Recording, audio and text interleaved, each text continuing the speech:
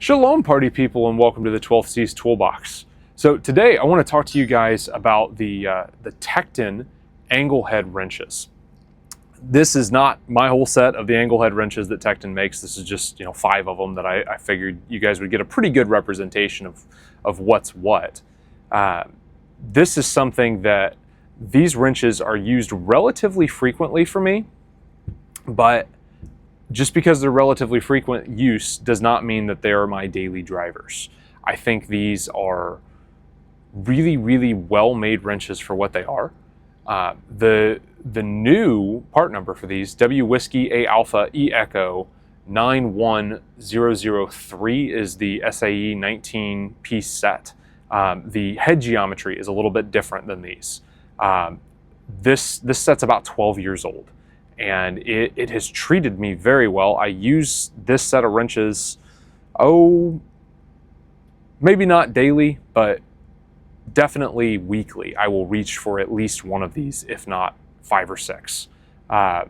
They're good. My daily driver for wrenches is going to be a set of Craftsman that I have that I've used for a long time that work very, very well for me. But sometimes this head geometry really comes into play, being able to have a 60-degree angle, and then this one is like I think that's right around 10, so it'd be real similar to what a typical open-end wrench is going to be, but having that 60 really does make life nice, that whenever you're in an awkward position that you can't move laterally on to get a boxed-in wrench on, that you'd have to stab at it from one way or another, and you spin it, and then you're in a very awkward angle, and then you come at it with the 60-degree that you can go about and do your business. And that makes life very, very nice. Before we go a little bit deeper into these, let's go to our scripture of the week. Deuteronomy 3, 1 through 22.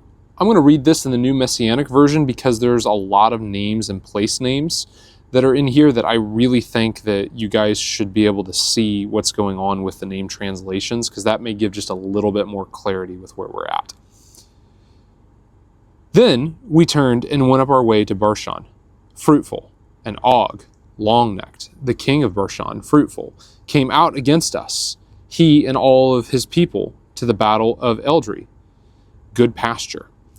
And the Lord Jehovah, Messiah pre-incarnate, said unto me, fear him not, for I will deliver him and all of his people and his land into your hand, and you shall do unto him as you did unto Sihon, warrior, king of Amorite, highlanders, which dwell at Heshbon, stronghold. So the Lord Jehovah, Messiah pre-incarnate, our God, Elohim, the living word, the many-powered, delivered into our hands Og, long-necked, also the king of Bashan, fruitful, and all of his people, and we struck him until none was left to him remaining. And we took all of his cities at that time. There was not a city which we took not from them. 80 cities, all the regions of Argob, heap of clods. The kingdom of Og, long-necked in Bashan, fruitful. All of these cities were fenced with high walls, gates, and bars, besides unwalled towns, a great many. And we utterly destroyed them, as we did to Sihon, warrior, king of Heshbon, stronghold, utterly destroying the men, women, and children of every city, but all the cattle and the spoil, plunder, prey, booty of the city that we took for a prey to ourselves, and we took at that time out of the hand of the 2 kings of Amorite, highlanders, the land that was on the side of Yarden, descender, from the river of Arnon, rushing stream, unto the Mount Hermon, a sanctuary, which Hermon, a sanctuary, and Tazadonium, hunting, called Sion, breastplate, and Amorite, highlanders, called Snar, snow mountain, and all the cities of the plain, and all Gilead, rocky region, and all Bashan, fruitful, until Salkov, migration, and Eldrei, good pasture, cities of the kingdom of Og, long-necked in Bashan, fruitful. For only Og, long-necked king of Bashan, fruitful, remained of the remnant of giants. Behold, his bedstead was a bedstead of iron. Is it not in Rahab, great of the children of Ammon, inbred? 9 cubits was its length, therefore, and 4 cubits its breadth, the breadth of after the cubit of a man. And this land, which we possessed at that time from aerial ruins, which is by the river of Arnon, rushing stream, and half Mount Gilead, rocky region, and the cities, therefore, that I gave unto Revu, behold, a son, Reuben, behold, a son, and to Gad, my fortune, a troop. And the rest of Gilead, rocky region, and all of Bashan, fruitful being, the kingdom of Og, long-necked, that I gave unto the half-tribe of Manasseh, causing to forget, all of the region of Argob, heap of clod, which all of Bashan, fruitful, which was also called the land of giants. Yar, the enlighteners, the son of Manasseh, causing to forget, took all of the country of Argob, heap of clods, unto the coast of Gershon, bridge, and Machi, oppression, and called them after his own name, Bashan Havieter, fruitful village of the enlightened ones, until this day. And I gave Gilead, the rocky region, unto Markar, solid, and unto Reuben, behold, a son, and unto the Gad, my fortune, a troop. I gave from Gilead, rocky region, even unto the river of Arnon, rushing stream, half the valley, and the border even unto the river Yarbrook, luxuriant, emptying river, which is the border of the children of Ammon, inbred. The plain Arava, also of Yarden descender, and the coast, therefore, from the Kinneret, harps, even unto the sea of plain, even the salt sea under Ashdod-Pigah, the fountain near the mountain cleft, split hoof, an opening, break or split, eastward. And I commanded you at that time, saying, the Lord Jehovah, Messiah pre-incarnate, our God Elohim, the living word, the many-powered, has given you this land to possess it. You shall pass over armed before your brethren, the people of Israel. He holds unto the heel of God, and all that are meant for war. But your wives and your little ones and your cattle, for I know that you have much cattle, shall abide in your cities, which I have given you, until the Lord Jehovah, Messiah pre-incarnate, has given rest unto your brethren, as well as unto you, and until they have possessed the land which the Lord Jehovah, Messiah pre-incarnate, your God Elohim, the living word, the many-powered, has given them beyond the Yarden descender. And then shall you return every man unto his possession, which I have given you.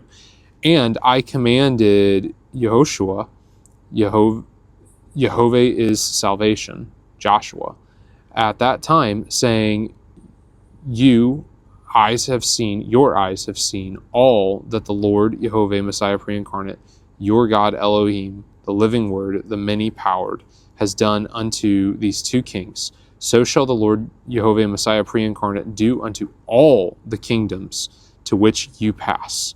You shall not fear them, for the Lord Jehovah, Messiah pre-incarnate, your God Elohim, the living word, the many-powered, he shall fight for you. All right, so I understand New Messianic Version was a little clunky in that. I just wanted you guys to be able to have the translations of some of these names.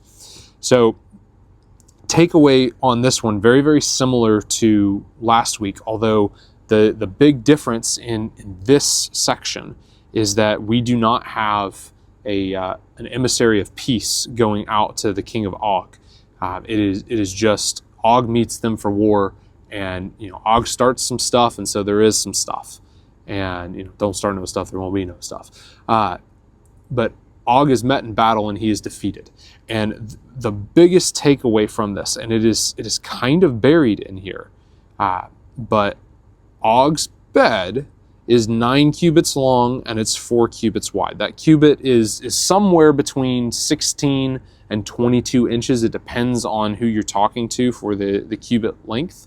But it is of note that at minimum, that is like a 14-foot bed, give or take. It's probably a little bit longer than that, depending on the size of the cubit, because I think it's the Egyptian cubit that it comes out to about 22 inches, whereas the cubit that was more commonly used in Canaan was somewhere around 17, 18 inches, give or take.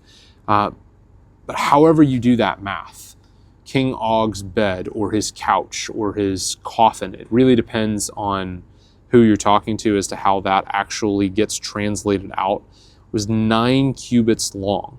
And why in the world would he have a need for it to be that long? And then it's 4 cubits wide. So in width, we're talking, let's just say it's 18 inches. So 18, 36, 72 inches wide. So having a bed that's 72 inches wide for one person, or, some of the translations say coffin on that. Why would he need a sarcophagus that is 72 inches wide? This dude was huge. Scripture even says that he was a remnant of the giants. The fact of the matter is it sounds so horrible that, oh, hey, they're going in and they're slaughtering the men, women, and the children. What if these people in these towns are corrupted flesh? That they have been part of that whole intermarrying between humans and fallen angels. That's a very Michael Heiser thing to dive into and, just go do your own research on this. But if these people aren't even people, but they are descendants of giants, that is a fascinating reason for what's going on. I still fall to the don't start no stuff, there won't be no stuff. You're met with violence, you respond in violence, and the discussion that we had last week on this. But in general, what is of note here is that this is promised land that Yahweh is giving his people. And they are still having to fight for it. And there's so many of us who think that, oh, hey, if Yahweh wants me to be somewhere, he's just going to make it completely easy. No, this was a fight. Now, he was with his people the whole way through. And he promised he would continue to be with his people the whole way through. But they still had to be ready for war. And that's something that we need to be ready for, the struggle. And Yahweh is going to be with us every step of the way. He's like, hey, do not be afraid. There's literal giants that you're going up against. Do not be afraid. He is more powerful than these giants. So the giants in your life, he is more powerful than them. Even if they're not literal giants. It's just the things that you view are just too big, too hard, too impossible, whatever. And he promises, I will be with you. And these people are getting more cows through the whole deal. There's blessing on the other side. He's even calling half of Manasseh and Gad, who they got their inheritance before anybody else. He's calling them to leave their wives, their kids, and their livestock behind in the land that they just conquered, and to go help their brothers go get what's promised to them too. And that campaign takes 5 years. And that's something that's noteworthy too. He may call you away from home. And the implied task in that is stewarding your family to the point that they can manage without you for that. But these guys wanted their inheritance before they ever crossed over the Jordan River. And Moses intercedes on their behalf and is like, yeah, they can have this, but they better be ready to go help their brothers take their land. They can't just check out. And that's a whole other side issue of just because Yahweh has given you what you've asked for doesn't mean that he's not going to require you to go help other people. And that is something that we need to be ready for too. But Yahweh will be with us the whole way. He is bigger than those giants. All right, so I bought these wrenches, about 12 years ago, give or take. And they were not my first set by any means. But I'm fairly certain I've got the metric set just laying around at the house that I don't use the metrics that often in my current job.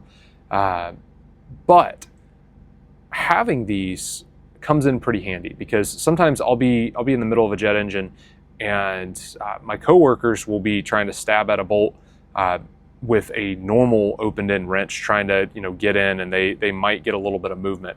But I'll be able to come in with that 60-degree offset and actually move something and then come at it from another side and then get more movement to where I can switch over. These are not speed wrenches by any means. But as far as alternative angles, these are probably more useful than a lot of people give them credit for. The current Tekton design has much thinner heads, has a lot better geometry that pretty well will not give you any gaps in how you need to spin a bolt, and that makes life very nice. This style has been discontinued, but I'm fairly certain that Tekton would warranty one of these with one of their new ones and not move on. Like when I bought these, nobody really knew who Tekton was. I mean, they were out there, but it wasn't one of those just like, oh, hey, they're actually making halfway decent tools. This was like Tekton was trying to make their way in the world, and it's like, okay, I can go to Harbor Freight and get something else instead of, order this off of Amazon and not really know who they are. But Tekton has really grown as a company. And even for their older, lower end wrenches, if you were to buy the new set, not this set that I'm showing you, but the closest equivalent to it, it'd run you $290 for the 19-piece SAE set. And this, I think I gave $80 maybe for the full 19-piece set. And I was actually very pleasantly surprised. I thought I was buying these as just, an introductory way to get into, an angled head wrench. But for how much I have used these have more than paid for themselves multiple times over. And to be quite frank, if I had to replace these with the new model that's on the market today, I would do it without even questioning it. And I'd spend the $290 because these are so useful to me, and just thinking having the ability to have an even wider set of angles that I can approach at, because the head geometry changes quite a bit with the newer ones, because you have a 30 and a 60. I like that idea, and I couldn't recommend the set that I'm currently using or what I know about Tekton currently. If someone was like, I want to buy the new set, I'd say do it in a heartbeat. Just because these are, even their low dollar option from 12 years ago have treated me so well. They just have held up. Are there marks on them? Of course, it's because I've used them. But these, for the price that I paid on them, I would have paid more. I really would have, just because they have held up and been so useful to me. All in all, just because I've had these for a long time, I can put my reputation behind them and say they're a good set of wrenches. Are these the kind of wrenches that need to be your primary wrenches? No, I don't think so. I like having a boxed end. It's kind of nice to have wrenches that ratchet. But for awkward angles, these are probably the most useful to me for awkward angle stuff. With that said, go do hard things.